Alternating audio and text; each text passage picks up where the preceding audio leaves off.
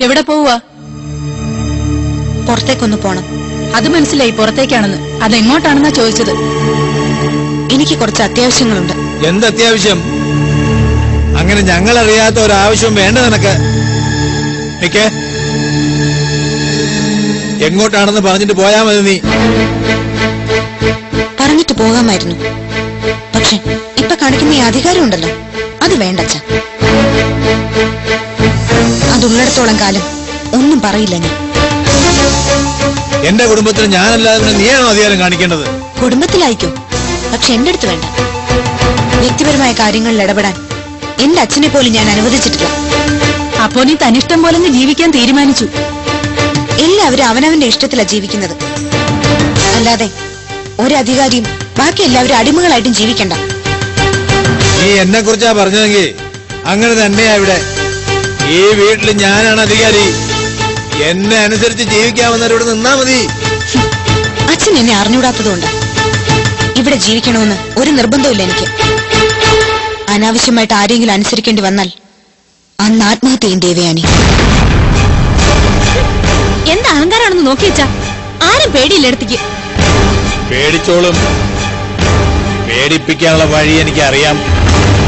ഇന്ന് രണ്ടിലൊന്ന് തീരുമാനിക്കും ഞാൻ. ഇന്നലെ ഡെലിവറി ചെയ്യേണ്ട സാധനങ്ങളാ ഇതുവരെ പാക്ക് ചെയ്ത് കഴിഞ്ഞിട്ടില്ല. അതെങ്ങനെയാ?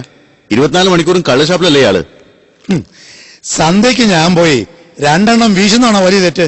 അല്ല, തന്നെ ഞാനിവിടെ വെച്ചോണ്ടിരിക്കുന്ന അതിലൊക്കെ വലിയ തെറ്റ്. എന്നാ PF ഗ്രാറ്റുവിറ്റി തങ്ങ പിരിച്ചു വിട്ടേര്. പിന്നെ പെൻഷനും. എന്തോ പെൻഷനേ വയസ്സായി വരുവാ, ജീവിക്കണ്ടേ? തന്റെ ജാതകം എഴുതിയിട്ടുണ്ടോ? എന്തിനാ? അല്ല, മിക്കവാറും എന്റെ കൈകൊണ്ട് തന്നെയായിരിക്കും തന്റെ മരണം. അതൊന്ന് നോക്കി വെക്കുന്നത് നല്ലതാ. ഇതങ്ങോട്ട് പിടിച്ചേ. ഞാനോ? പിന്നല്ലാതെ. ഈ സ്ഥാപനത്തിന് ഓണർ ഞാനാണോ താനാണോ? നമ്മള് രണ്ടുപേരും അല്ല. കിച്ചുവിന്റെ കല്യാണം കഴിയുമ്പോ എല്ലാം ഗ്രീഷ്മയെ ഏൽപ്പിക്കും. പെണ്ണിനെ ഇവിടെ കൊണ്ടുവന്നിരുത്താനല്ല ഞാൻ കല്യാണം കഴിക്കുന്നത്. എന്നാ പിന്നെ സ്വർണം കൊണ്ടൊരു കൂട് പണിത് അതിലങ്ങ് ഇരുത്തിയാല്. ഓ, ഞാൻ ചിലപ്പോ തങ്കം കൊണ്ട് കൂട് പണിയും. താൻ ആരോട് ഇതൊക്കെ ചോദിക്കാൻ? സർ, ഒരു വിസിറ്റർ ഉണ്ട്, ഒരു ദേവയാനി. ദേവു?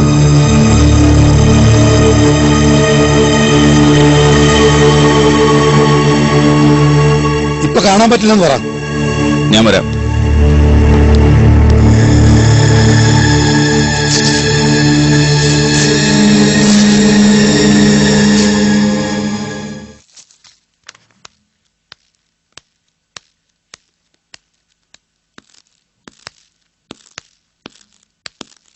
എന്നെ പ്രതീക്ഷിച്ചില്ല കിച്ചു അല്ലേ? ഇല്ല. തിരക്കിലാണോ കിച്ചു? കുറച്ച്. എനിക്ക് വേണ്ടി ഒന്ന് ഫ്രീ ആവണം. ബുദ്ധിമുട്ടിക്കില്ല, മാക്സിമം 1/2 മണിക്കൂർ. എന്താ? നമുക്കൊന്ന് പുറത്തു പോവാം. വേണ്ട, ഇവിടെ ഒരുപാട് പണിയുണ്ട്. ഇപ്പൊ പോയാൽ ശരിയായി.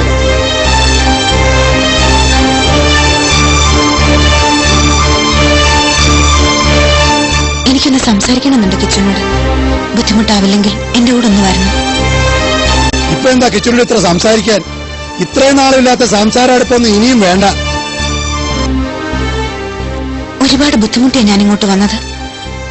അത് അടുക്കാനൊന്നുമല്ല, ഒന്ന് സംസാരിക്കാൻ വേണ്ടി മാത്രം. ബുദ്ധിമുട്ടിക്കുന്നില്ല, ബുദ്ധിമുട്ടാവില്ല ഞാൻ. ദേവു നിൽക്ക, ഞാൻ വരാം. കിച്ചു,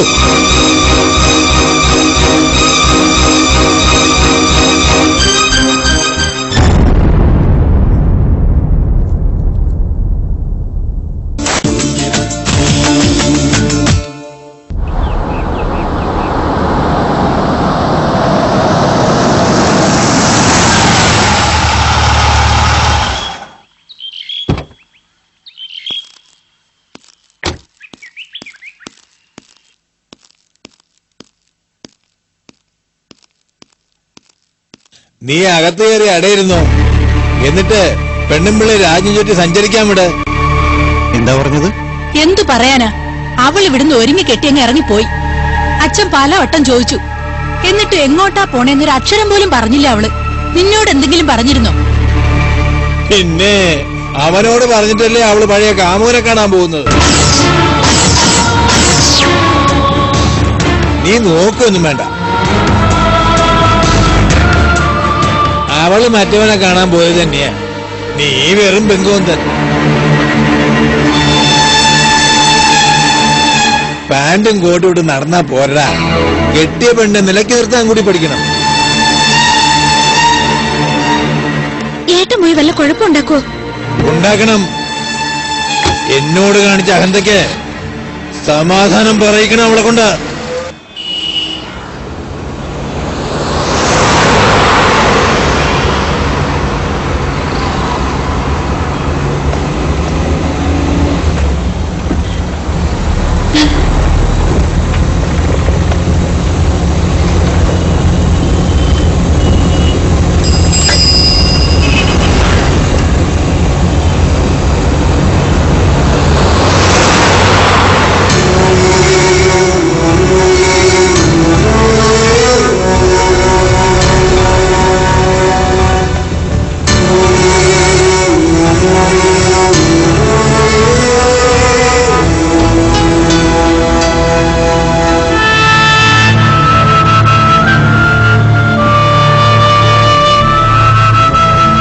ഇതുപോലെ യാത്ര ചെയ്തിരുന്നു നമ്മൾ.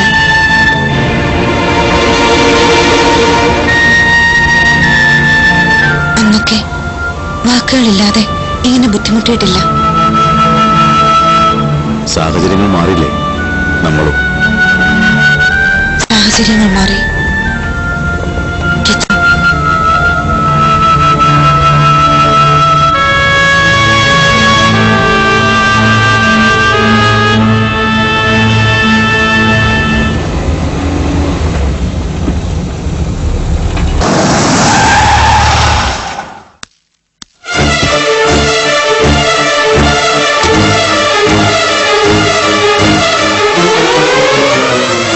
അയാളോടെ ആ കിച്ചു ഒരു ഓഫീസിൽ കയറി വന്ന് ചോദിക്കേണ്ട മര്യാദയാണോ? താൻ എന്നെ മര്യാദയൊന്നും പഠിപ്പിക്കണ്ട. അവൻ എവിടാന്ന് പറ.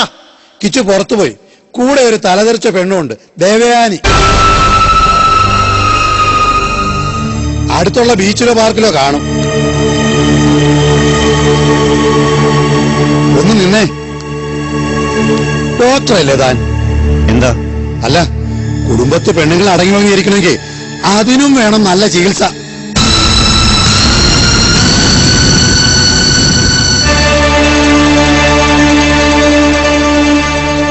ഇല്ലെങ്കിൽ ഭാര്യ അന്വേഷിച്ച് ഇങ്ങനെ കയറി ഇറങ്ങേണ്ടി വരും.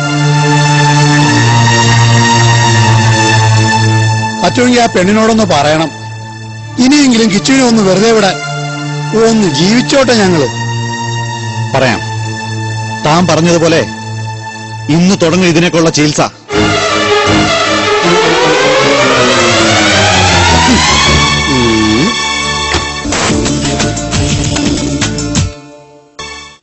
എനിക്കൊന്ന് രക്ഷപ്പെടണമെന്നുണ്ട് കിച്ചു.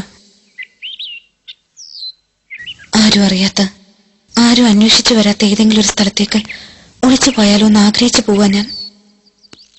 ജീവിതത്തിൽ എപ്പോഴും വളരെ ബോൾഡായിട്ടാണ് നിന്നെ ഞാൻ കണ്ടിട്ടുള്ളത്. സ്വന്തം ജീവിതം തീരുമാനിക്കുന്നിടത്ത് വരെ നീ വളരെ കാൽക്കുലേറ്റഡ് ആയിരുന്നു. പിന്നെന്താ ഇപ്പൊ ഇങ്ങനെ? കിച്ചുവിന് തെറ്റിപ്പോയി. കാൽക്കുലേറ്റഡ് ആയിട്ട് ജീവിക്കാൻ തീരുമാനിച്ചതല്ല ഞാൻ. പവിയെ പൂർണ്ണമായി ഇഷ്ടപ്പെട്ടിട്ടല്ല ഞാൻ വിവാഹം കഴിച്ചത്. അന്ന് കിച്ചു നഷ്ടപ്പെടുന്നു തോന്നിയപ്പോ മനസ്സിലുണ്ടായ ഒരു വാശി, ആ വാശി തീർക്കൽ മാത്രമായിരുന്നു എനിക്ക് പവി. അതുകൊണ്ട് നിനക്ക് എന്താ ദൈവം കുഴപ്പമുണ്ടായത്? പവി നിനക്ക് ചേർന്ന ആളല്ലേ? അല്ല, എനിക്കെന്നല്ല, ലോകത്ത് ഒരു പെണ്ണിനും ചേരുന്ന ആളല്ല പവി. താളം തെറ്റിയൊരു മനസ്സാ പവിയുടേത്.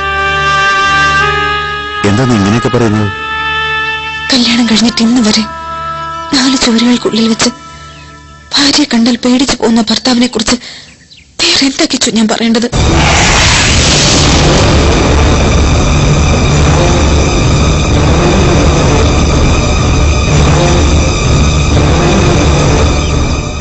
മകൻ കെട്ടിക്കൊണ്ടുവന്ന പെണ്ണിനെ പണം കായ്ക്കുന്ന മരമായിട്ട് മാത്രം കാണുന്ന കുടുംബത്തിൽ എത്ര കാലം സഹിച്ച് ജീവിക്കാൻ പറ്റും എനിക്ക്? അകാലത്തിൽ അസ്തമിക്കും മുമ്പ് എനിക്ക് രക്ഷപ്പെടണം കിച്ചു, എങ്ങോട്ടെങ്കിലും. ദേവയാനി IAS മിസ്സിംഗ് ആണെന്നറിയുമ്പോ ഗവൺമെന്റ് തലത്തിൽ ചെറിയ അന്വേഷണങ്ങളുണ്ടാവും.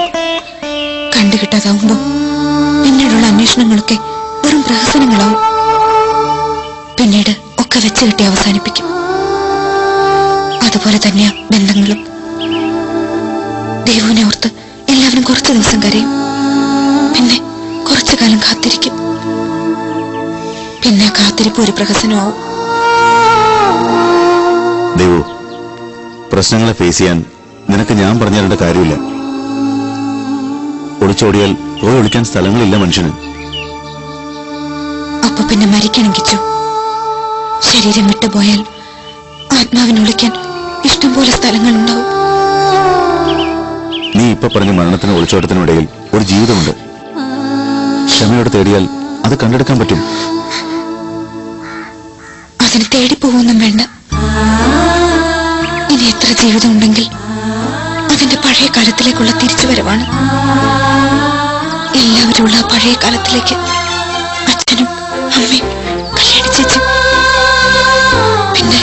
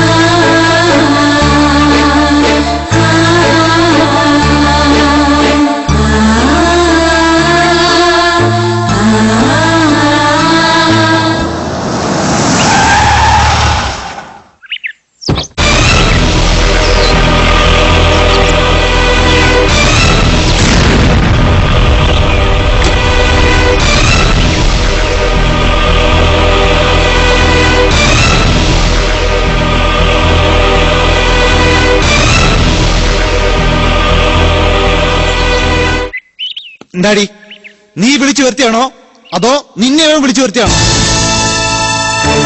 എന്താ നിന്റെ വായി നാക്കില്ലേ? സൗകര്യത്തിന് കാമുകനെ വിളിച്ചു വരുത്തിയാണോ നീയെന്ന്? അല്ല, അവളെ തെറ്റ് പറയണ്ട. ഞാൻ വിളിച്ചപ്പോ വന്ന അവള്. പണ്ടേ നിനക്ക് തൊട്ടുപോകരുത് എന്റെ കിച്ചുനെ. ഞാൻ വിളിച്ചിട്ടാ, ഞാൻ നിർബന്ധിച്ച് വിളിച്ചിട്ടാ കിച്ചു വന്നത്. ദേവു, വേണ്ട, ഒന്നും പറയണ്ട. പറയും. എനിക്ക് വേണ്ടി ഒരുപാട് സഹിച്ചിട്ടുണ്ട് കിച്ചു. എന്നുവെച്ച് പവിയുടെ തല്ലുള്ളേണ്ട കാര്യമൊന്നും കിച്ചുവിനില്ല. പവിക്ക് ധൈര്യം ഉണ്ടെങ്കിൽ എന്നെ തല്ലട്ടെ.